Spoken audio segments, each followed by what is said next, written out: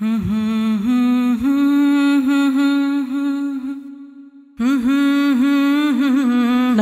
ونصلي على رسوله الكريم اما بعد فاعوذ بالله من الشيطان الرجيم بسم الله الرحمن الرحيم رب اشرح لي صدري ويسر لي امري واحلل عقدة من لساني يفقهوا قولي. سیدہ ام عمارہ رضی اللہ عنہا خاتون احد، ان کا نام نصیبہ تھا، والد کا نام کعب بن عمرو بن عوف، جن کا تعلق قبیلہ بنو مازن بن نجار سے تھا، یعنی مشہور ہے بنو نجار کے نام سے. بنو نجار وہی قبیلہ ہے جس میں رسول اللہ صلی اللہ علیہ وسلم کے ننیال تھے. جب آپ 6 برس کے تھے تو اپنی والدہ اور ام ایمن کے ساتھ آپ نے مدینہ کا وزٹ کیا اور تقریباً 1 ماہ تک بنو نجار کے ساتھ رہے تھے. نبی صلی اللہ علیہ وسلم کی ایک حدیث کے مطابق انصار کے قبیلوں میں سے بنو نجار سب سے افضل ہیں. ایک مرتبہ آپ نے یہ بھی فرمایا، اگر میں انصار میں سے کسی کے ساتھ شامل ہوتا یا کسی کے گھر میں اترتا تو میں بنو نجار میں سے ہوتا.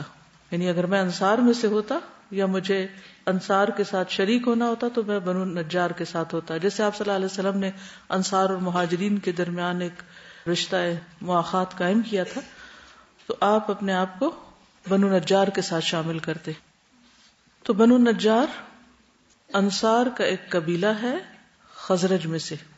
آپ کو معلوم ہے نا کہ ان کے 12 لوگوں نے جو آپ صلی اللہ علیہ وسلم کے ساتھ بیعت کی تھی، ان میں سے 9 افراد جو تھے وہ خزرج میں سے تھے اور 3 اوس میں سے تھے. والدہ کا نام رباب بنت عبداللہ تھا. زمانہ جاہلیت میں ام عمارہ کی شادی زید بن عاصم کے ساتھ ہوئی اور اس سے عبداللہ اور حبیب پیدا ہوئے. بعض روایات میں خبیب بھی نام بتایا گیا. دونوں کو رسول اللہ صلی اللہ علیہ وسلم کے صحابی ہونے کا شرف حاصل ہوا. جب حضرت نصیبہ کا خامند زید بن عاصم فوت ہو گیا تو یہ غزیہ بن عمرو اور بعض روایات میں عربہ بن عمرو، یعنی نام میں تھوڑا سا فرق آیا، ان کے ساتھ رشتہ ازدواج میں منسلک ہو گئی. اس سے تمیم اور خولہ پیدا ہوئے. سیدہ نصیبہ رضی اللہ عنہا کو پہلے مرحلے میں اسلام قبول کرنے کا شرف حاصل ہوا. انہوں نے حضرت مصعب بن عمیر کے ہاتھ پر اسلام قبول کیا، لیکن صرف زبانی کلامی اسلام نہ تھا بلکہ عملی طور پر یہ میدان جہاد میں بھی اتری. غزوہ احد میں ان کا کارنامہ تو سب کو معلوم ہے، لیکن اس کے بعد بھی یہ غزوہ خیبر میں، غزوہ حنین میں، صلح حدیبیہ کے موقع پر بھی موجود تھیں. اور اس کے بعد نبی صلی اللہ علیہ وسلم کی وفات کے بعد جنگ یمامہ میں بھی انہوں نے بنفس نفیس شرکت کی اپنے بچوں سمیت. سیدہ ام عمارہ مشرکین کے خلاف میدان جنگ میں پانی پلانے اور زخمیوں کی مرہم پٹی کرنے کی خدمات سر انجام دینے کے لیے نہیں آتی تھی، بلکہ وہ اپنی تلوار کو کافروں کے خون سے تر کرنے کے لیے میدان جنگ میں اترتی، یعنی عملی طور پر میدان جنگ میں اترتی تھی. جب حج کے موسم میں مصعب بن عمیر ایام تشریق کے دوران میں رسول اللہ صلی اللہ علیہ وسلم کے ساتھ میں ملاقات کے لیے مدینہ منورہ سے روانہ ہوئے تو ان کے ہمراہ ایمان لانے والے انصار کے 73 مرد اور 2 عورتیں، ام عمارہ جن کا نام نصیبہ تھا بنت کعب مازنیہ اور ام منیع اسماء بنت عمرو بن عدی بھی تھیں. مدینہ منورہ کی خواتین میں ام عمارہ پہلی خاتون ہے جنہوں نے سب سے پہلے بیعت کرنے کی سعادت حاصل کی، یعنی خواتین میں سے. اس کے بعد ام منیع نے بیعت کرنے کا شرف حاصل کیا. تمام مرد بیعت کرنے سے فارغ ہو گئے تو ام عمارہ کا خامند غزیہ یا عربہ بن عمر آگے بڑھا اور عرض کیا، اے اللہ کے رسول صلی اللہ علیہ وسلم، ہمارے ساتھ 2 عورتیں بھی آئی ہیں، وہ بھی آپ کی بیعت کرنا چاہتی ہیں. تو رسول اللہ صلی اللہ علیہ وسلم نے فرمایا، قد بایعتہما علی ما بایعتکم علیہ انی لا اصافح النساء. جس طرح میں نے تمہاری بیعت لی ان دونوں کی بھی قبول کی، میں عورتوں سے مصافحہ نہیں کرتا. یعنی اس سے پتہ چلتا ہے کہ آپ نے عورتوں سے بیعت کرتے وقت ہاتھ نہیں ملایا، میں ہاتھ پہ ہاتھ نہیں رکھا. انصار کا وفد اپنے نمائندوں کے ہمراہ رسول اللہ صلی اللہ علیہ وسلم کے ساتھ ملاقات کے بعد مدینہ منورہ کی طرف راضی خوشی واپس آ گیا. ہر ایک نے اسلام کی نشر و اشاعت کے لیے بھرپور کردار ادا کیا اور سبھی رسول اللہ صلی اللہ علیہ وسلم کی مدینہ منورہ تشریف آوری کا انتظار کرنے لگے. یہ ہم سب جانتے ہیں کہ نبی صلی اللہ علیہ وسلم کس طرح ہجرت کر کے مدینہ تشریف لائے، کس طرح آپ کی آؤ بھگت کی گئی، بنو نجار کی بچیوں نے کس طرح استقبال کیا، اور ابو ایوب انصاری کے گھرانے کو کس طرح آپ کی میزبانی کا شرف حاصل ہوا. اور پھر اس کے بعد کیسے اسلام کی تبلیغ شروع ہوئی. پھر کچھ عرصے کے بعد جنگ بدر کا موقع آیا اور 3 ہجری میں غزوہ احد پیش آیا جس میں حضرت ام عمارہ کا ایک بہت بڑا کردار ہے. ام عمارہ نے جہاد کا سفر جنگ احد سے شروع کیا. ام سعد بن ربیع اس جنگ کی روداد بیان کرتے ہوئے فرماتی ہیں کہ میں سیدہ ام عمارہ کے پاس گئی اور اس سے عرض کیا آپ مجھے جنگ احد کے حوالے سے اپنا کوئی واقعہ بتائیں. تو ام عمارہ نے فرمایا میں صبح کے وقت میدان احد کی طرف روانہ ہوئی. سارا لشکر بھی صبح سویرے گیا تھا نا. قرآن مجید میں کیا آتا ہے وَإِذْ غَدَوْتَ مِنْ أَهْلِكَ تُبَوِّئُ الْمُؤْمِنِينَ مَقَاعِدَ لِلْقِتَالِ. میں لوگوں کو دیکھ رہی تھی کہ وہ کیا کر رہے ہیں. میرے پاس مشکیزہ تھا جس میں پانی تھا، یعنی صرف خود نہیں جا رہی تھی، پانی اٹھا کے جا رہی تھی. کبھی آپ کوئی ایک بالٹی کوئی چیز اٹھا کے چلی کیسے لگتا ہے؟ چل پائیں گی؟ مشکیزہ بھی دیکھا ہے کبھی؟ اس میں کتنا پانی ہوتا ہے؟ اچھا خاصا پانی ہوتا ہے اور اسے اٹھا کے چلنا معنی رکھتا ہے.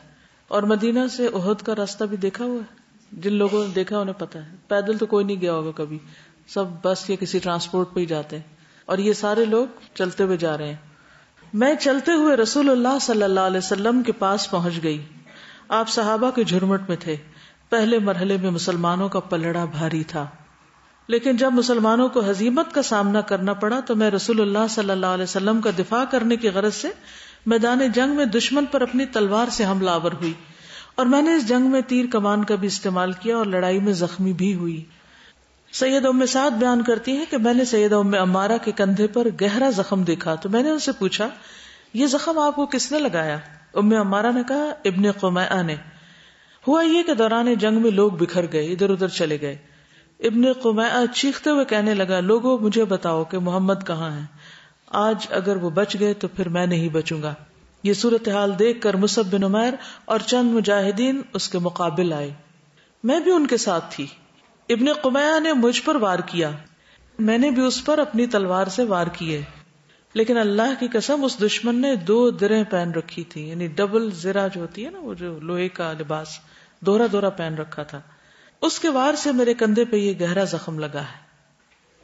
اب آپ دیکھیے کہ یہ ایک ایسے شخص سے لڑ رہی ہیں کہ جس نے 2 زریں پہن رکھی. تو آپ کو کبھی اتفاق ہو اپنے بھائی سے لڑنے کا؟ اور پھر کون جیتا؟ بھائی جیتا. ضمرہ بن سعد مازنی اپنی دادی کے حوالے سے بیان کرتی کہ میری دادی جنگ احد میں شریک تھی. انہوں نے مجاہدین کو پانی پلانے کی خدمات سر انجام دی تھی. وہ فرماتی ہے کہ میں نے رسول اللہ صلی اللہ علیہ وسلم کو یہ فرماتے ہوئے سنا لَمُقَامُ نُسَيْبَةِ بِنْتِ كَعْبٍ الْيَوْمَ خَيْرٌ مِّن مُقَامِ فُلَانٍ وَفُلَانٍ. آج نسیبہ بنت کعب کا مقام اور مرتبہ فلاں اور فلاں کے مقام اور مرتبے سے بہتر ہے، یعنی مردوں کی طرف اشارہ کرتے ہوئے فرمایا. ضمرہ کی دادی کا نام ہند تھا.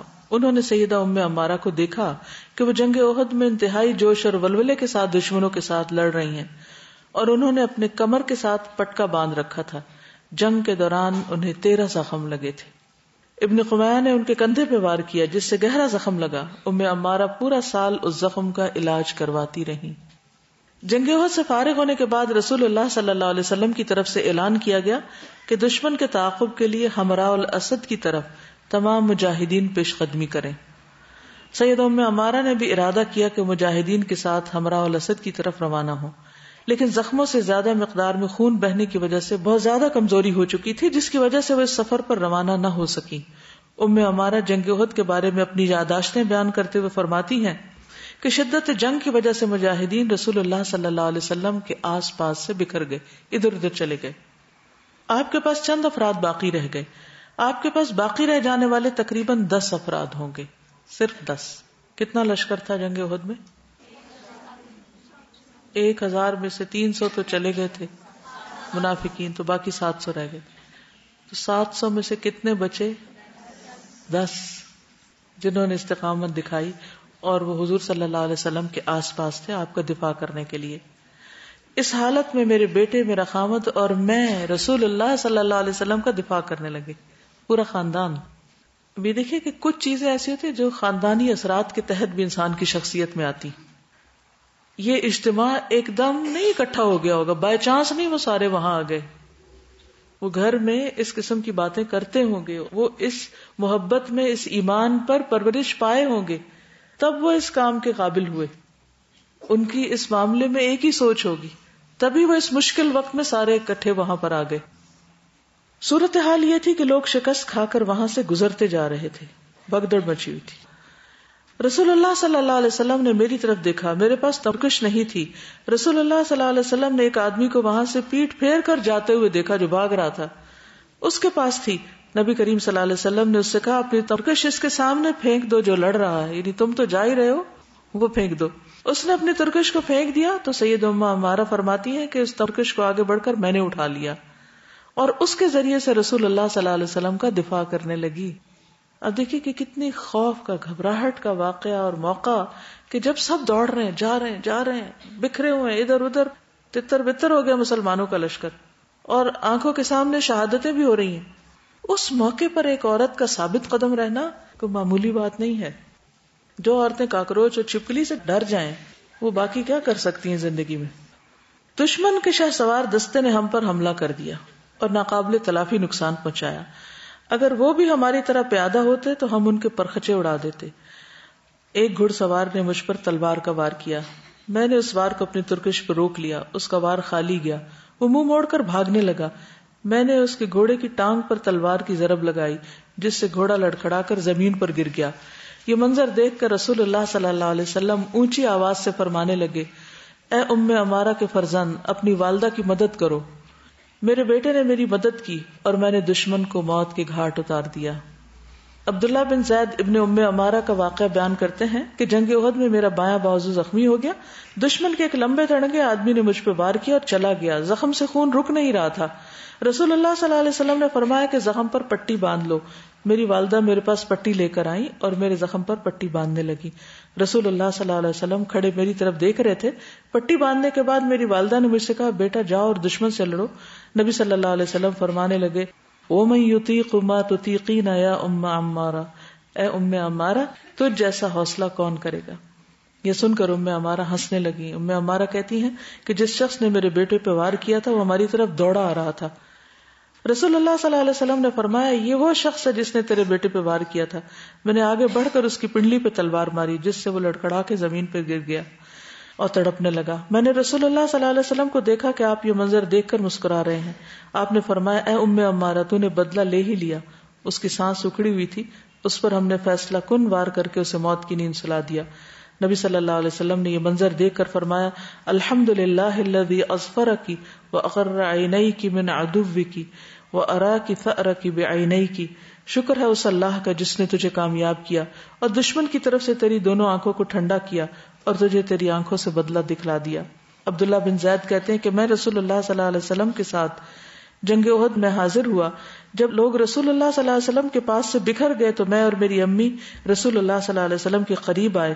آپ نے فرمایا، اے ام عمارہ کے فرزند. میں نے کہا، جی ہاں اللہ کے رسول. آپ نے فرمایا، تیر چلاؤ اور اپنی والدہ کے زخم پر پٹی کرو، اللہ تم دونوں کو اپنی برکت سے نوازے، یعنی بارک اللہ فیکم. میری والدہ نے کہا، اے اللہ کے رسول آپ ہمارے لیے دعا کریں کہ جنت میں ہم آپ کے ساتھ ہو. نبی کریم صلی اللہ علیہ وسلم نے دعا کی، اللہم اجعلہم رفقائی فی الجنہ، الہی ان کو جنت میں میرا ساتھی بنا دے. ام عمارہ فرماتی ہیں، اس کے بعد مجھے جو بھی مصیبت لاحق ہوئی میں نے اس کی پرواہ نہیں کی کہ جنت کی دعا مل چکی ہے، اب باقی دنیا میں کیا غم آتے ہیں، کیا مشکلیں آتی ہیں، اس کی پرواہ نہیں. یہاں بھی آپ دیکھیے کہ اتنا مشکل وقت ہے اور جنگ ہو رہی ہے، ہر طرف خون بکھرا ہوا ہے، لاشیں بکھری ہوئی ہیں، اور یہ اتنے حوصلے میں. ہمارے یہاں تو کوئی فوت ہو جائے، کوئی حادثہ ہو جائے کسی کے ساتھ تو وہ مہینوں، مدتوں، سالوں اٹھ کے بیٹھ ہی نہیں سکتا.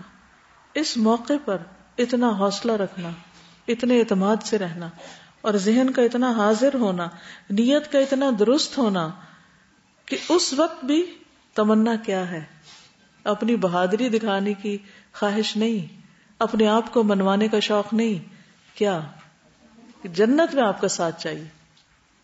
سب سے بڑا سودا. ایسے وقتوں میں جو گھبراہٹ کے وقت ہوں، اس وقت صحیح بات اور اچھی بات اسی کے منہ سے نکلتی ہے جو عام حالات میں اسی نظریے پر ہو، اسی ایمان پر ہو، اسی دین پر ہو. آج آپ دیکھیں کہ جنگ اور جہاد تو بہت دور کی بات، کوئی ہم چھوٹا سا بھی اچھا کام کرنے کو نکلے اور ایک معمولی بات ہمارے مزاج کے خلاف ہو جائے، تھوڑا سا بھی ہم پہ سٹریس آ جائے تو ہم ودرا کرنے لگتے، پیچھے ہٹنے لگتے ہیں، اور دین کی خدمت کی باتیں اور جذبے اور دعوے اور سب کچھ دھرے کا دھرا رہ جاتا ہے۔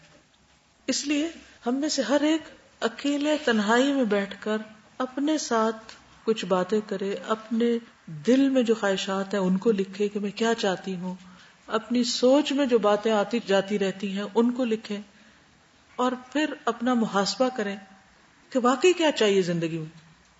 اور اگر آپ کہتے ہیں کہ اللہ پر ایمان لے تو پھر جم جائیے، پھر معاشرہ کیا کہتا ہے، لوگ کیا کہتے ہیں، رشتہ دار کیا کہتے ہیں، کون کیا کہتا ہے، ان باتوں کو چھوڑ دیجئے۔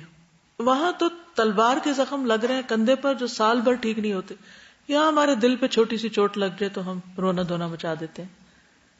ان کے پاس سے مرد بھاگ رہے تھے لیکن انہوں نے کسی کو فالو نہیں کیا، وہ جمی رہی۔ اور یہ جو استقامت والا کردار ہے یہ بہت بڑی خوبی ہے۔ قل آمنت باللہ ثم استقم، ادھر جم جانا، کچھ بھی ہو جائے، طوفان گزر جائے سر سے، مجھے یہی کرنا ہے۔ سیدہ ام عمارہ کو سب سے زیادہ غم اس دن لاحق ہوا جس دن رسول اللہ صلی اللہ علیہ وسلم دنیا فانی سے کوچ کر کے اپنے خالق کے حقیقی سے جا ملے۔ اس میں کوئی شک نہیں کہ رسول اللہ صلی اللہ علیہ وسلم کی جدائی مسلمانوں کے لیے سب سے بڑی مصیبت بن کے نازل ہوئی، لیکن ام عمارہ اپنی زندگی کے آخری لمحے تک جہاد میں مسلسل حصہ لیتی رہی، یعنی انہوں نے اپنا مشن نہیں چھوڑا نبی صلی اللہ علیہ وسلم کی وفات کے صدمے کی وجہ سے۔ عام طور پر ہم جب کوئی فوت ہو جاتا ہے تو کیا سوچتے ہیں، اب کس کے لیے جینا، کیونکہ انسانوں کے لیے جی رہے تھے تو واقعی کس کے لیے جینا، تو جو اللہ کے لیے جیتے ہیں، جو کسی مقصد کے لیے جیتے ہیں، وہ ساری دنیا بھی ختم ہو جائے تو وہ پھر بھی جی سکتے ہیں، کیونکہ ان کا رب زندہ ہے، حی لا یموت ہے۔ ابو بکر صدیق کے دور خلافت میں بعض لوگ مرتد ہو گئے اور انہوں نے زکوٰۃ دینے سے انکار کر دیا۔ ابو بکر صدیق نے اب پختہ ارادہ کر لیا کہ ان سے لڑائی کی جائے اور ان کی جڑ کاٹ کے رکھ دی جائے۔ انہوں نے لشکروں کو تیار کرنا شروع کیا۔ سب سے بڑا وہ لشکر تھا جس کی قیادت خالد بن ولید کے سپرد کی گئی۔ اس لشکر کو یمامہ کے کذاب مسلمہ کی سرکوبی کے لیے روانہ کیا گیا۔ سیدہ ام عمارہ نے خالد بن ولید کے ہمراہ جنگ میں شریک ہونے کے لیے سیدنا ابو بکر سے اجازت طلب کی تو انہوں نے فرمایا، اے ام عمارہ، ہم جانتے ہیں کہ آپ جنگ میں خوب جوش اور ولولے سے حصہ لیتی ہیں، آپ اللہ کا نام لے کر لشکر کے ساتھ روانہ ہو جائیں، میری طرف سے اجازت ہے۔ ام عمارہ کے دو بیٹے عبداللہ اور حبیب یا خبیب بھی اپنی والدہ کے ساتھ لشکر اسلام میں شامل ہو کر روانہ ہو گئے۔ اب آپ دیکھیے کہ وقت کے ساتھ ساتھ عمر میں بھی اضافہ ہو جاتا ہے، اور جو ہی ذرا عمر بڑھنے لگتی تو ہم پر بڑھاپے کا خیال غالب آ جاتا ہے، اور پھر یہ سوچنے لگتا ہے اب ہم کسی کام کی نہیں رہے، اب ہم کسی کام کی نہیں رہے، اور پھر وہی نفسیاتی جو اثر ہوتا ہے اپنے اوپر کہ انسان کچھ کرنے کے قابل نہیں رہتا۔ یہاں آپ دیکھیے کہ کس طرح ان کا جذبہ زندہ ہے۔ مجھے اتنی حیرت ہو رہی تھی یہ پڑھ کے کہ کس طرح ایک جنگ میں خالد بن ولید کے حملے کی وجہ سے یہ حضور صلی اللہ علیہ وسلم کا دفاع کر رہی ہیں، اور آج انہی کے ساتھ، انہی کے جھنڈے تلے ایک بہت بڑے کذاب کے ساتھ لڑنے جا رہی ہیں۔ جنگ یمامہ مسلمانوں کے لیے تمام جنگوں سے زیادہ سخت تھی۔ مسلمہ کذاب نے لڑائی کے لیے بڑی تعداد میں لوگوں کو جمع کر لیا تھا۔ اس کا خیال تھا کہ اسلام کا کام تمام کر دیا جائے اور اس کی جگہ اپنا سکہ رائج کیا جائے، لیکن اس مکار اور افتراء پرداز کے خواب چکنا چور ہو گئے۔ مسلمہ کذاب کا ارادہ تھا کہ سیدنا محمد صلی اللہ علیہ وسلم نے اسلام کی جو بلند ترین عمارت کو مضبوط ستونوں پہ کھڑا کیا اسے توڑ پھوڑ دیا جائے۔ اس کے خیال میں یہ کام آسان تھا، لیکن وہ اللہ تعالیٰ کے اس فرمان سے بے خبر تھا کہ اللہ تعالیٰ نے فرمایا ہے، آج میں نے تمہارے لیے تمہارا دین مکمل کر دیا اور تم پر اپنی نعمت کو پورا کر دیا اور تمہارے لیے اسلام کو بطور دین پسند کر لیا۔ مارکہ آرائی کے دوران میں مسلمہ کے لشکر نے سیدہ ام عمارہ کے بیٹے حبیب یا خبیب کو گرفتار کر لیا، اسے مسلمہ کذاب کے پاس لے آئے۔ مسلمہ نے سیدنا حبیب سے کہا، کیا تم گواہی دیتے ہو کہ محمد اللہ کے رسول ہیں صلی اللہ علیہ وسلم؟ انہوں نے کہا ہاں۔ مسلمہ کذاب نے کہا، کیا تم گواہی دیتے ہو کہ میں اللہ کا رسول ہوں؟ سیدنا حبیب نے کہا، مجھے سنائی نہیں دے رہا۔ مسلمہ کذاب نے دوبارہ کہا، کیا تم گواہی دیتے ہو کہ محمد اللہ کے رسول ہیں صلی اللہ علیہ وسلم؟ سیدنا حبیب نے کہا ہاں۔ مسلمہ نے کہا، کیا تم گواہی دیتے ہو کہ میں اللہ کا رسول ہوں؟ سیدنا حبیب نے کہا کہ مجھے سنائی نہیں دے رہا۔ مسلمہ کذاب نے بار بار ان سے یہ پوچھا، انہوں نے ہر بار ایک ہی جواب دیا۔ مسلمہ نے غضبناک ہو کر جلاد کو حکم دیا کہ ان کے جسم کے اعضاء کاٹ دیے جائیں اور ہر عضو کاٹنے سے پہلے یہی سوال کیا جائے، جب تک وہ مجھے رسول نہ مانے اعضاء کاٹنے کا عمل جاری رکھا جائے۔ سیدنا حبیب نے مثالی نوعیت کی استقامت کا مظاہرہ کیا اور اپنے جواب میں کوئی تبدیلی نہ آنے دی، یہاں تک کہ ان کی روح قبض عنصری سے پرواز کر گئی۔ انہوں نے اپنی جان دے دی لیکن مسلمہ کذاب کے مطالبے کو تسلیم نہیں کیا۔ اللہ انہیں اپنی جوار رحمت میں جگہ عطا فرمائے۔ وحشی بن حرب کا ارادہ یہ تھا کہ وہ مسلمہ کذاب کو قتل کرے، اس طرح اس کا وہ جرم مٹ سکے جو اس نے جنگ احد میں حضرت حمزہ کو قتل کر کے کیا تھا۔ وحشی نے اپنا نیزہ مسلمہ کذاب کی طرف سیدھا کیا اور اسے بڑی مہارت کے ساتھ پھینکا۔ ابھی نیزہ مسلمہ کذاب کے جسم تک نہیں پہنچا تھا کہ حبیب کے بھائی سیدنا عبداللہ بن زید کی تلوار نے اس کذاب کے پرخچے اڑا دیے۔ اللہ کے سوا کوئی نہیں جانتا کہ مسلمہ کو کس نے قتل کیا۔ جب سیدنا عبداللہ بن زید نے اپنی والدہ کو مسلمہ کے قتل ہونے کی اطلاع دی تو وہ اللہ کا شکر ادا کرنے کی غرض سے سجدہ ریز ہو گئی۔ ان کے جسم پر اس جنگ میں 12 زخم لگ چکے تھے اور ایک بازو بھی کٹ چکا تھا۔ سیدنا ابو بکر صدیق مومنہ مجاہدہ ام عمارہ کو نہیں بھولے، وہ اور سیدنا خالد بن ولید ان کی تیمارداری کے لیے ان کے گھر تشریف لے جاتے رہے یہاں تک کہ وہ شفا یاب ہو گئیں۔ ایک اور روایت میں آتا ہے کہ نبی صلی اللہ علیہ وسلم بھی ایک مرتبہ ام عمارہ کے گھر گئے جبکہ وہ روزے سے تھیں۔ انہوں نے نبی صلی اللہ علیہ وسلم کو کھانا پیش کیا تو آپ نے انہیں بھی فرمایا کہ تم بھی کھاؤ، تو انہوں نے کہا میں روزے سے ہوں۔ تو اس موقع پر آپ نے یہ بات فرمائی تھی کہ جو کوئی کسی روزہ دار کی موجودگی میں کھانا کھاتا ہے تو فرشتے اس روزہ دار کے لیے رحمت کی دعائیں کرتے ہیں۔ یہ مسند احمد کی روایت ہے۔ امیر المؤمنین سیدنا عمر بن خطاب نے فرمایا میں نے جنگ میں رسول اللہ صلی اللہ علیہ وسلم کو یہ فرماتے ہوئے سنا تھا، ملتفت یمینا ولا شمالا الا وانا اراها تقاتل دونی۔ میں نے اپنے دائیں اور بائیں دیکھا تو اسے میں نے اس حالت میں دیکھا کہ وہ میرے دفاع میں لڑ رہی ہے، یعنی دائیں طرف سے دشمن آ رہا ہوتا تو وہ دائیں طرف آ جاتی، بائیں طرف سے آتا تو بائیں طرف آ جاتی، یعنی پوری طرح ایک ڈھال کا کام دیا۔ ام عمارہ اپنی گفتار کردار میں ایک مثالی صدق دل رکھنے والی مومنہ اور مجاہدہ خاتون تھی۔ انہوں نے اللہ کی راہ میں صبر سے کام لینے، جہاد کرنے، تکالیف برداشت کرنے اور اللہ کے کلمے کو سر بلند کرنے میں ایک مثالی کردار ادا کیا۔ انہوں نے اپنے بیٹوں کو اللہ کی محبت میں پروان چڑھایا، ان کے دلوں میں رسول مقبول صلی اللہ علیہ وسلم کی محبت پیدا کی۔ جب وہ اپنے خالق حقیقی سے جا ملے تو رسول اللہ صلی اللہ علیہ وسلم ان سے راضی تھے۔ اللہ تعالیٰ ام عمارہ، ان کے خاوند، بیٹوں سب پر اپنی رحمت کی برکھا برسائے۔ ٹھیک ہے، آج کے لیے اتنا ہی کافی۔ سبحانک اللہم و بحمدک، اشہد ان لا الہ الا انت، استغفرک و اتوب الیک۔